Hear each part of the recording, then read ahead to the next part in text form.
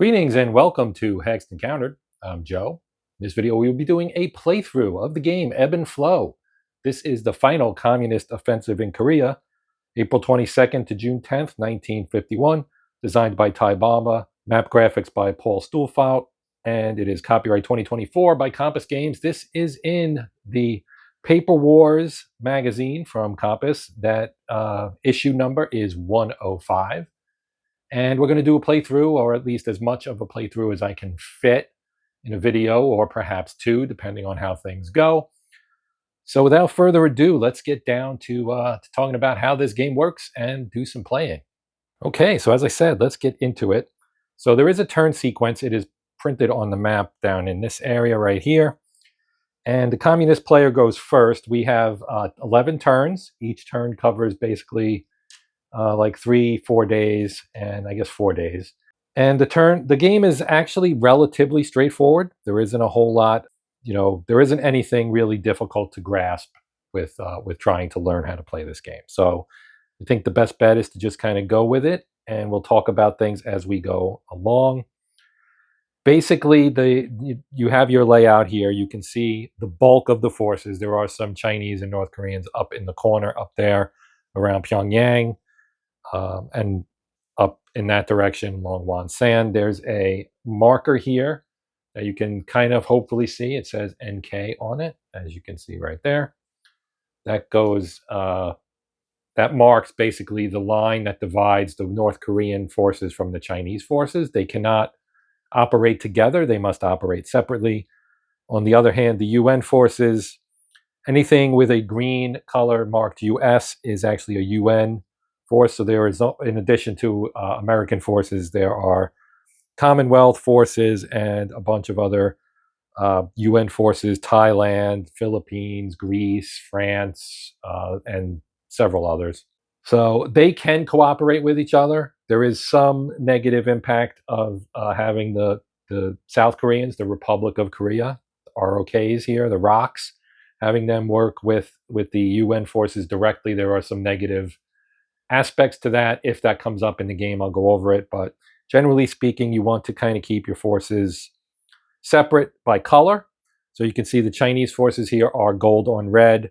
The American forces and the United Nation minor forces, aside from the British Commonwealth, most of the other forces, like this Thailand, for example, it's a brigade, or rather a battalion.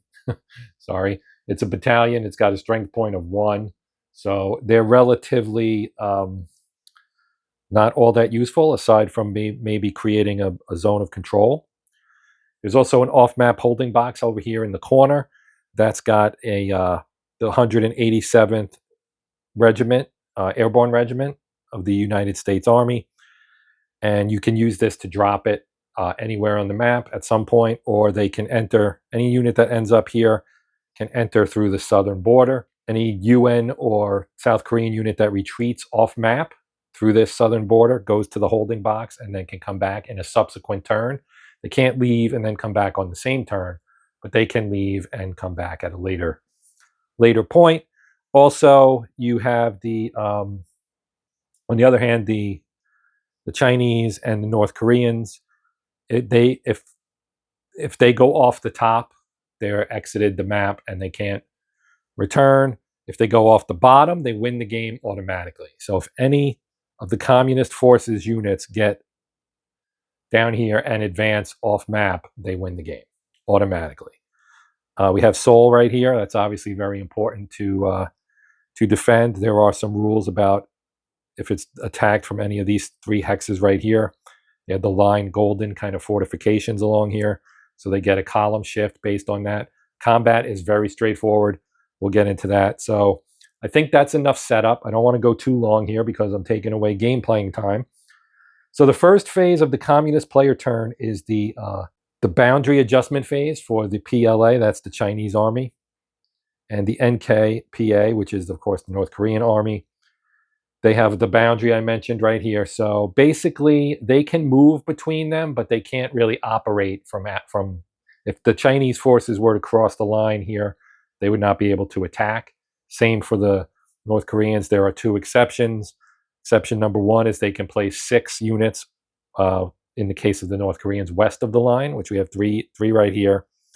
And then there are 3 more up there. This is actually the historic setup. There's also a free setup version where you can set up your communist forces however you wish. The UN forces still set up in their normal places. The UN and the South Koreans set up in their assigned locations, which are denoted right on the counter, as you can see, 2814. That is 2814 right there. One other minor point, not really a minor point, one other point to mention. You see the strength here, that 8, that is their combat strength. This is obviously I shouldn't say obviously, but it is the 24th U.S. Division. And if it were to take step losses, it would get flipped first to 7. So this 8 actually is not only its combat strength, but it's also its steps. We have some off-map counters here with dots on them, like these guys right here. So you can see we have 6 and 5 on this one, 4 and 3 on this one, and 2 and 1 on this one. So they can be reduced and ultimately eliminated, but it takes a little bit of work. Most of the units on the map have that. There are occasionally this guy right here, for example, our friend from Thailand. If we flip him over, he's blank. He's a 1-step unit and gets eliminated. So he's just going to hang out here in Uijeongbu. I'm not sure if that's how you pronounce it.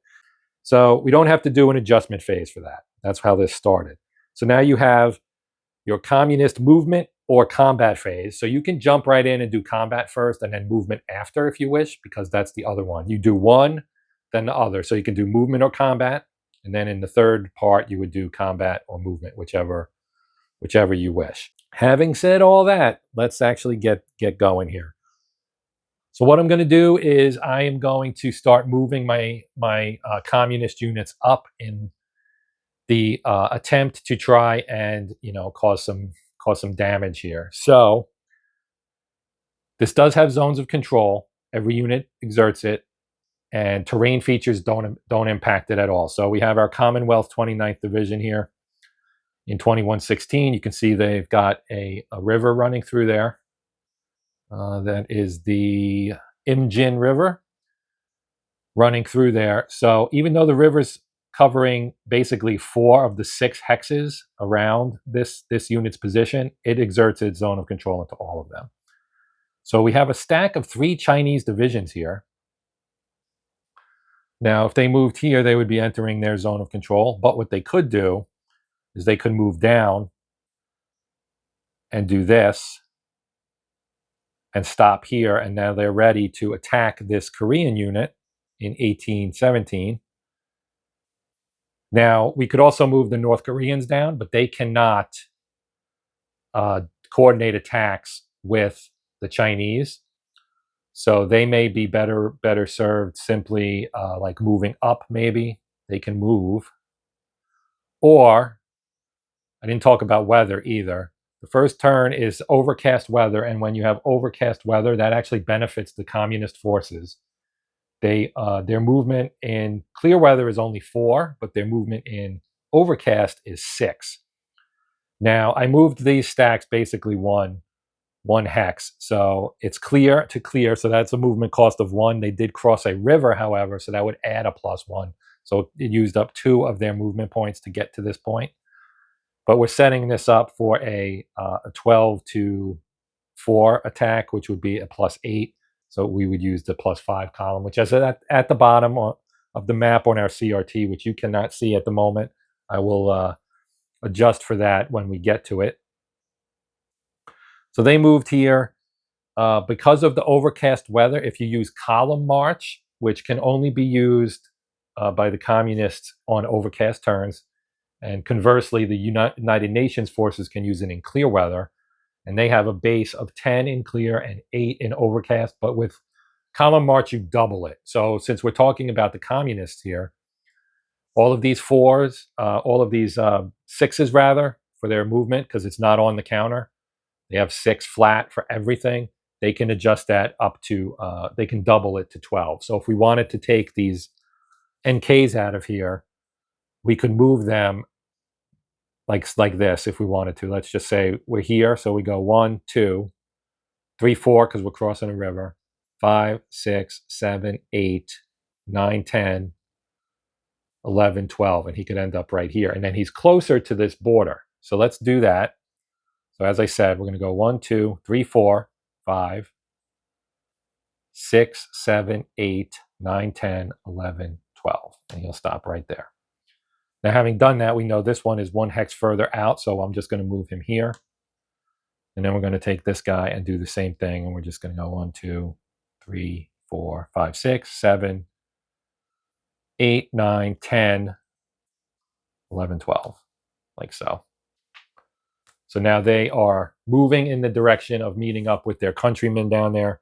Now, by rule, they could operate out of this area because of that exception, but just for simplicity's sake, I'm just going to basically burn a couple turns for these guys to move them into their own area of operations. That also frees me up now to do a movement here.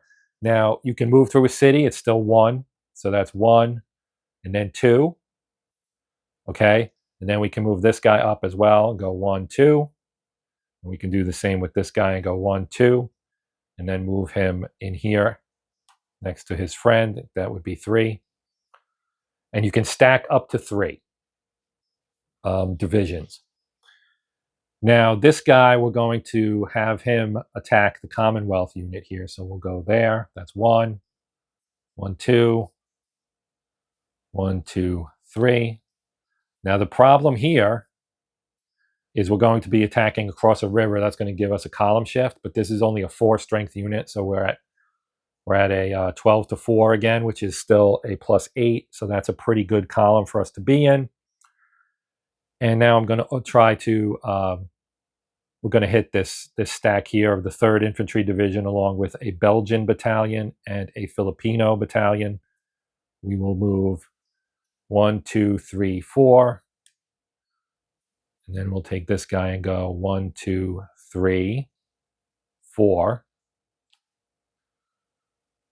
And this guy will move up as well. 1, 2, 3. 1, 2, 3, 4. We'll just move him up. Whoops. 1. There's a crease right here. I moved the map because I didn't weight it down on the corners, which I should have. We'll go 1, 2. We'll go 1, 1, 2.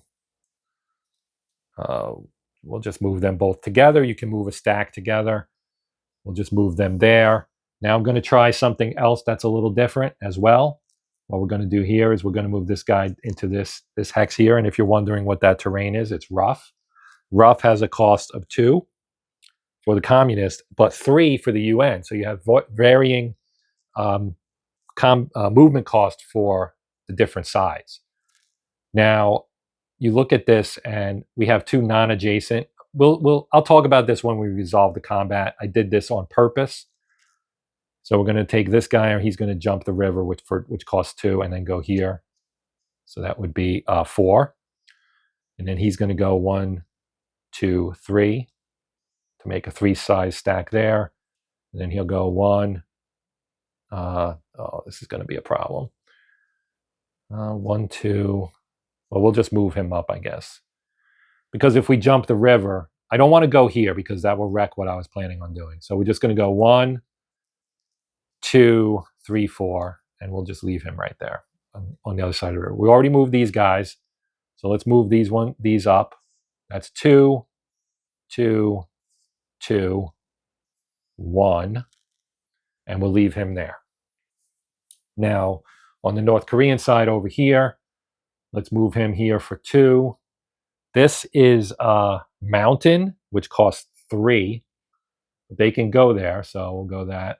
Oh, wait. See, I already messed up. Their line is here.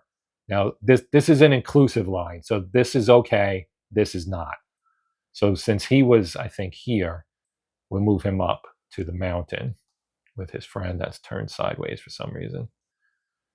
And now we'll take this guy and we'll move him up 1. We'll move him up 1. We'll move him here. And we'll go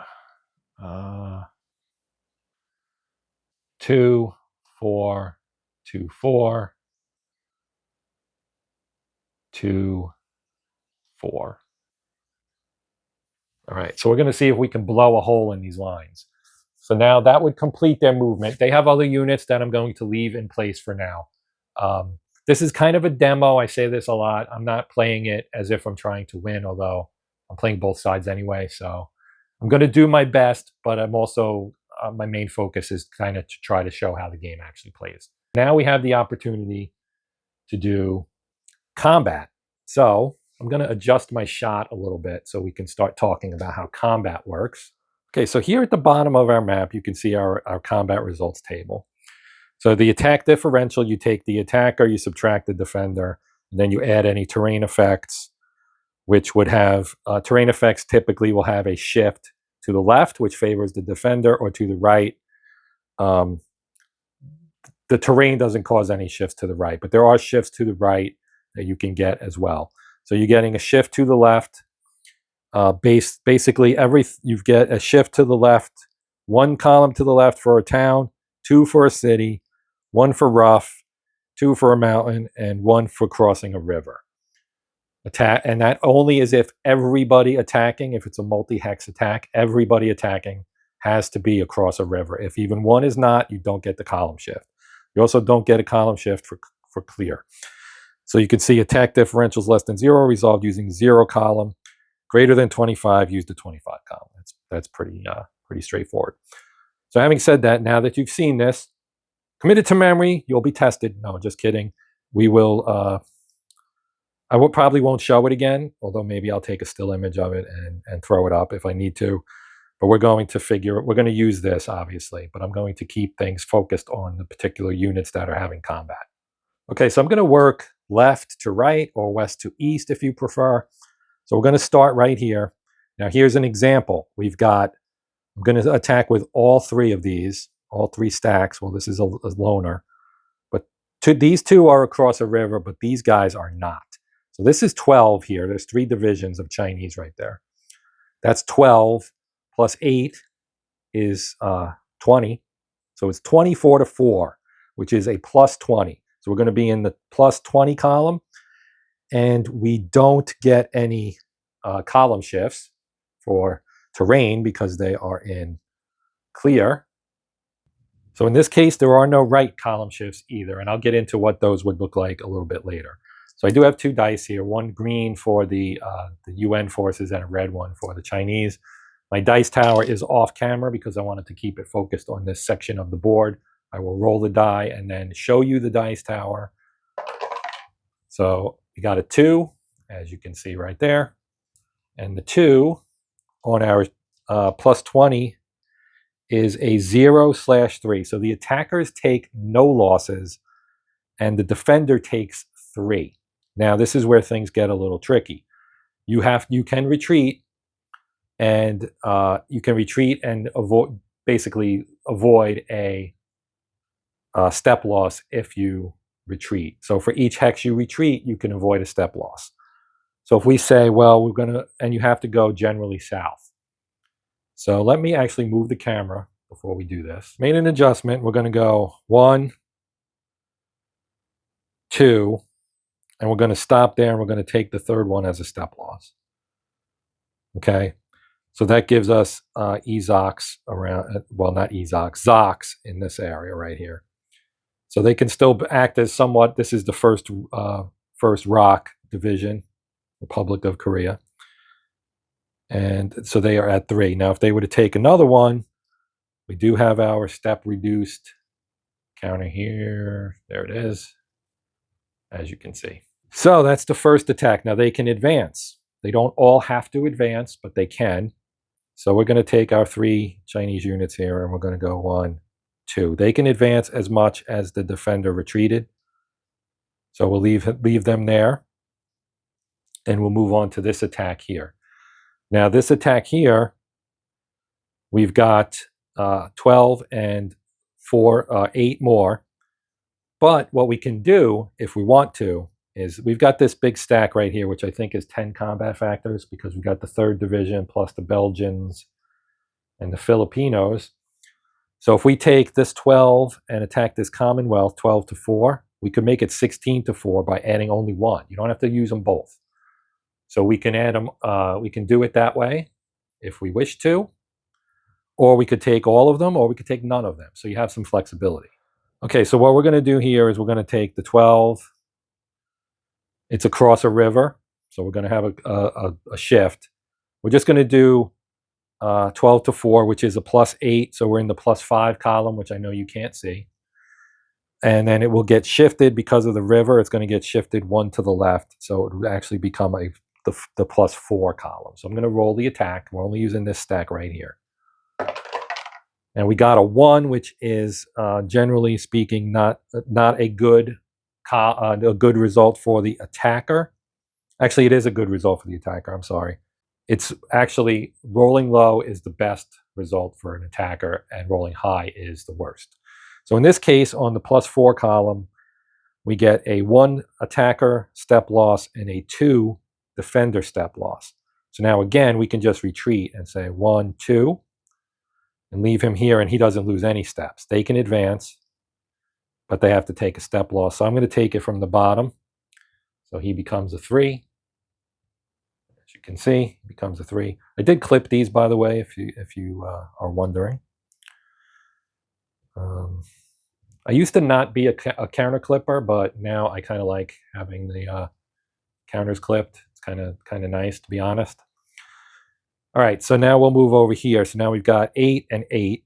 They're not across a river, and so it's 16 to 10. So they minus.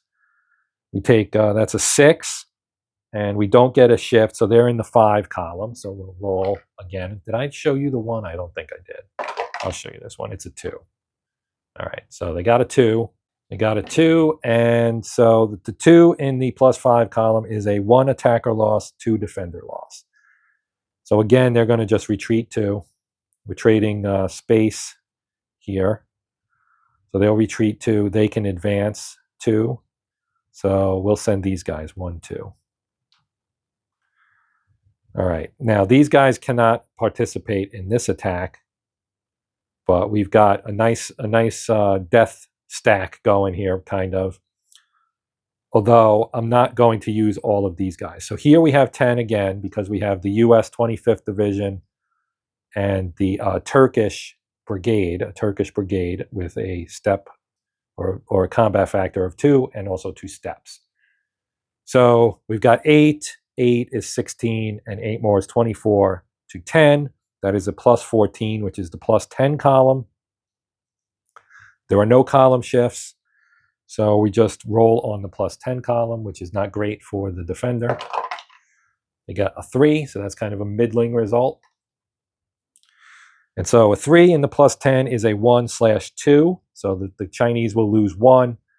The UN will lose 2. They're going to retreat 2 down here and hang out in Tongduchan. And one of these guys will get reduced. We'll flip that one over, and we will advance, I think, these 2. Now, another thing I can do is, because this unit was involved in the combat, they can also advance, because we have a stacking limit of 3. So they could go 1, 2, and stop right there. And I just realized they were in a town, which would, yeah, that's a town. That would have shifted them to the 5 column, but the result actually for a 3 is exactly the same in that column. So it would not have helped the UN forces in that event. All right, we've got one more attack. We've got more attacks to do, but I'm going to shift the camera first. Okay, so here we have 8 and 8. Now, they're not next to each other, so this is kind of a special type of attack. It's called a concentric attack. So we have a UN unit here. He's in clear terrain. That is the 24th U.S. Division. We've got 2 attackers here, actually 3. So that's 12 plus 8 is 20. So 20 to 8 is a difference of 12. We're in the 10 column. Only 1 stack is across a river, so that does not impact our column shift. So we are rolling in the 10 column, and we rolled a 6. So a 6 isn't great. That's a 1 to 1. So what the UN will do here is actually we're just going to retreat back across the river. And the reason why I was tempted to just take the step loss, the reason I did not do that is because I need to keep, like these guys had to retreat. So I gave up ground to keep, not only to keep that step alive, but also to keep a semblance of a line, because we don't want to allow the Chinese to break out. They're only 1, 2, 3, 4, 5. Their closest unit is only 4, 5 hexes from going off map. So we have to formulate some kind of a defense, and I'm talking about this area over here, which I know is off shot. So we're done here. These guys can move up, so we'll move these 3 here. Now we have over here, we have the Koreans, the South Koreans. They get 3. That's 12 to 4, so that's a difference of 8, so that's the 5 column. They, however, are in rough terrain. Rough terrain is a 1 column shift, so that gives it a +4 column, and it's a 5, which is not a great roll. So 5 in the 4 column is 1, 1, so they both lose 1 step, so they'll retreat 1. And we'll move this guy up, and he'll take the 1 step loss. Now we got our 1st Marine Division sitting right here, right next to the Korean Marines. Now he's a 10, so this isn't a great area for the Chinese to try and attack. So what they're going to do is they're going to leave this guy alone, and they're going to hit this guy with a concentric attack, 8 to 2. So that is this +6, which becomes a +5. And then I forgot to do the column shift over here with this one. I forgot to do it. You get a 2 column shift to the right if you're the UN, and a 1 column shift to the right if you are Chinese or the communists, Chinese or the North Koreans. So they're going to get a 1 column shift to the right. So that +6 becomes a +10. Well, it goes from the +5 column to the +10 column. And they rolled a 3. So the 3 in +10 is 1, 2. 1, 2. So they're going to lose 1 step, and we'll take it from this guy right here because of we've got a nice big American stack sitting right there. Now they have 2. They only have two strength points, so they're going to retreat 2. You know what? I don't even know. I don't think I'm going to even advance, because I'm not sure, as trying to play 2 sides of my brain against each other here. Thinking from the Chinese standpoint, would I be worried if I moved say this guy in, or this guy, because these 2 are the attackers. So either one of those could move in up to here. That sounds good until you realize that if you pull this guy, let's say, out of the line, you got a big gap right here. And this is a pretty strong stack here of UN units. You've got the 8-step 2nd U.S. Division plus a battalion of Dutch and a battalion of French troops as well, for a total of 10. So they could cause some problems, because you also have to check for supply. Supply has to be traced. It's really simple to trace it. For the communists, they have to trace northward. For the UN, they have to trace southward. So very straightforward, but if you end up getting units behind you, that cuts you off from supply and puts you out of supply, which has some bad effects, but it's not as bad as in some games. Let's put it that way. So I'm going to not advance after combat is the gist here. Now we have, over here, we have the 115th facing this big stack of 10 here. This would be kind of a suicidal attack, so they're not going to make it. Now we have some North Koreans here. We have the U.S. 7th Division here with a strength of 8. It's in a town, Yanggu. Then we've got Inji here, which also has, it's got the 5th Republic of Korea Division in it. So that's going to be a 1 column shift to the left for the defenders because of the terrain.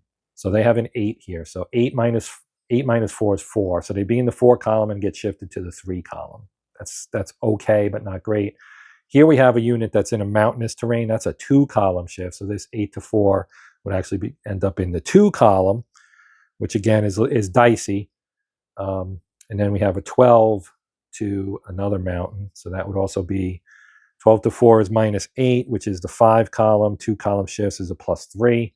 So again, this is getting into the area of being dicey. This is a tough area. Where the communist forces can really break through and make some hay is to the east, or to the west rather, over there. So let's try this anyway. We're going to try this one right here. So we've got 8 to 4, which is the 4 column. It gets shifted 1 to the left and becomes a +3.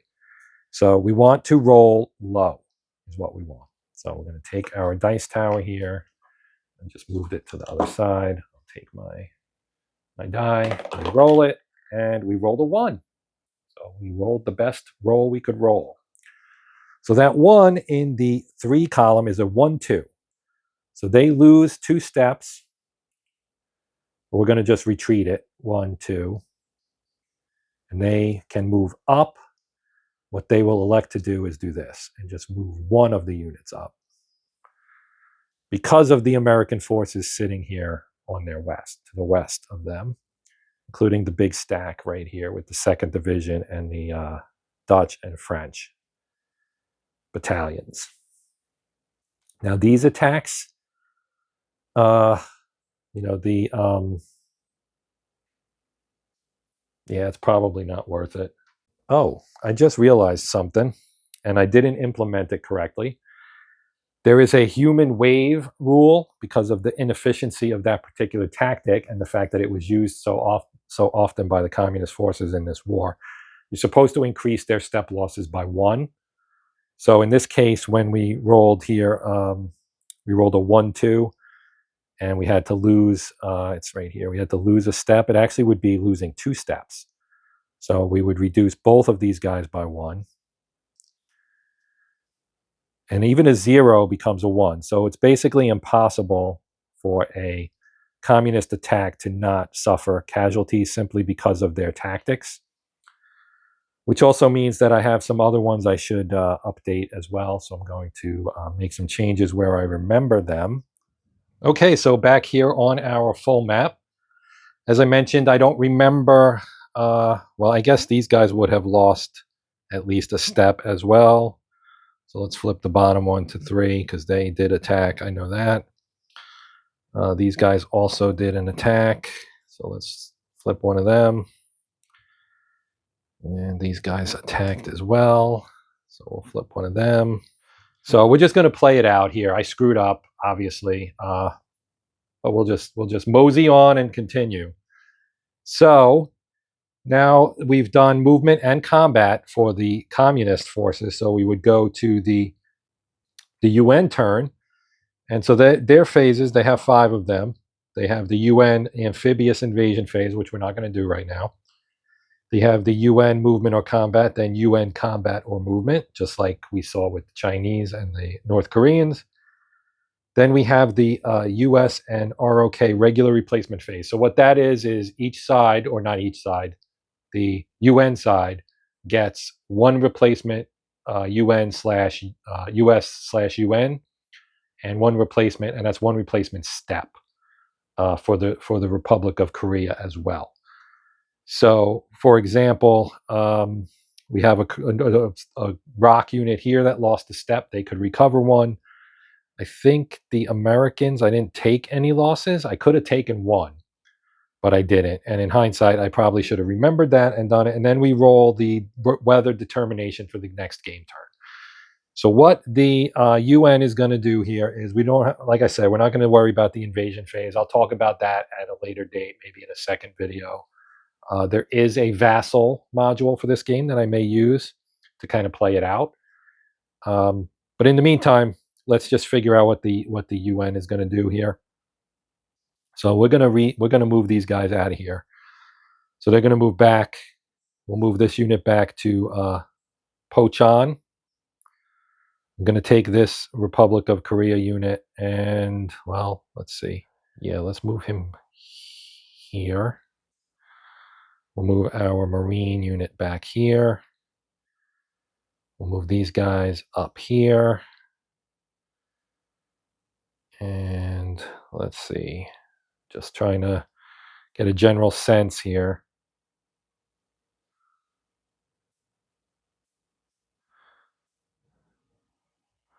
Perhaps we should pull these guys back. Or maybe not. Maybe we should. Now, I think the wise thing here, right? So what we could do is we could have a concentric attack here. If once we say we're done moving and we want to go to the next phase. The only issue I really have is that I don't want to do this, but I'm going to move this guy here. Just so that it makes it harder. They can't do an end run here to get off map. I had to close that hole, so that's why I did that. Now I've got a Greek unit down here. Let's see, they have 8 movement points. 1, 2, 3, 4, 5, 6, 7, 8. I would get them there. So let's do that. We'll put them here. And we'll move these guys back into Seoul. And I think that's it for the move. Well, yeah, because I might do a couple maybe brief counterattacks here, because I see some opportunities maybe to do a little bit of damage. So we're going to do an attack right here on this guy. He's got 7, and we have 8, 10, we have 20. So it's 20 to 7, which is plus 13, which goes down to a plus 10. But we get a 2-column shift to the right because we are the UN. The communists only get 1. I think I might have screwed that up, but we get 2 to the right, so that makes it a 20. I'm going to swap my die here. We'll put this out so you can actually see me roll it. We'll use the green die. And we got a 2, and a 2 in the 20 column is a 0-3.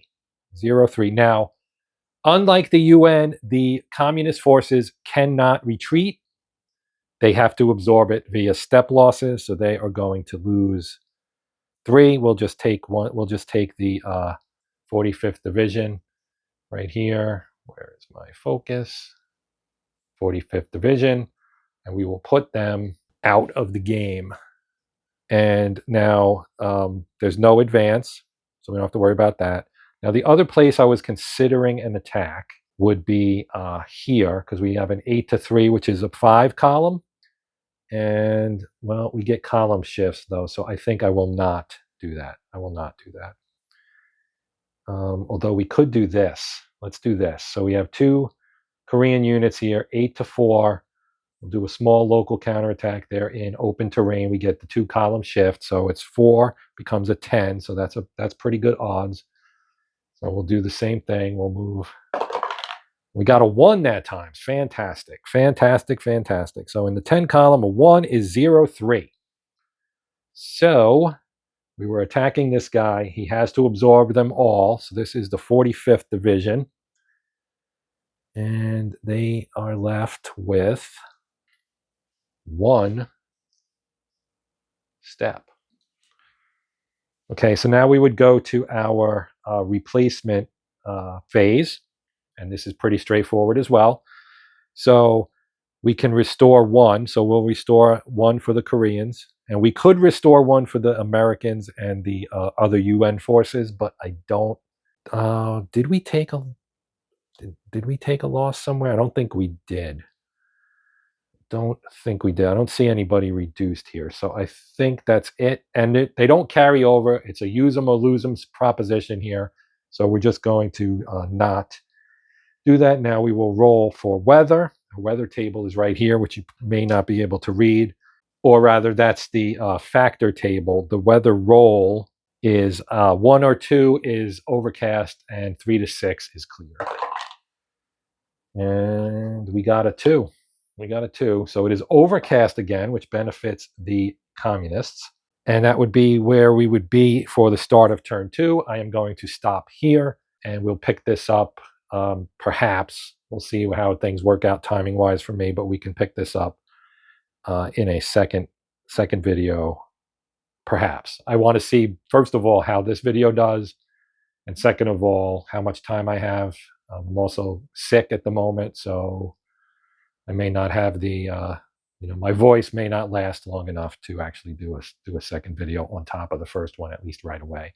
What I might do is take a photo of everything here and apply that to Vassal and see if I can set it up to finish this on Vassal, which would free up my table for playing some other stuff. So that's neither here nor there for now because this video is done. So as usual, I will ask you to like, share, and or subscribe if you are not a subscriber. If you are, thank you very much for your support.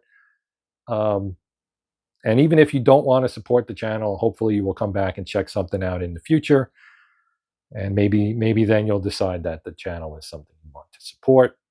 But regardless, if you have any comments or questions, feel free to post them. I probably made some mistakes. I almost always do. Point them out, and that way we can all learn from them. That's the idea. But that is all for now. I do thank you again for watching. I am Joe. This is the Hexed Encounter channel. This is Ebb and Flow from Compass Games. Paper Wars issue number 105, designed by Ty Bomba. Originally part of Midweek Magazine. So if you want to check out the magazine itself, check out Midweek Magazine. And it is in there. It was episode number 3 of Midweek Magazines. That is going to do it for now. I'm Joe. See you next time. And as always, happy gaming.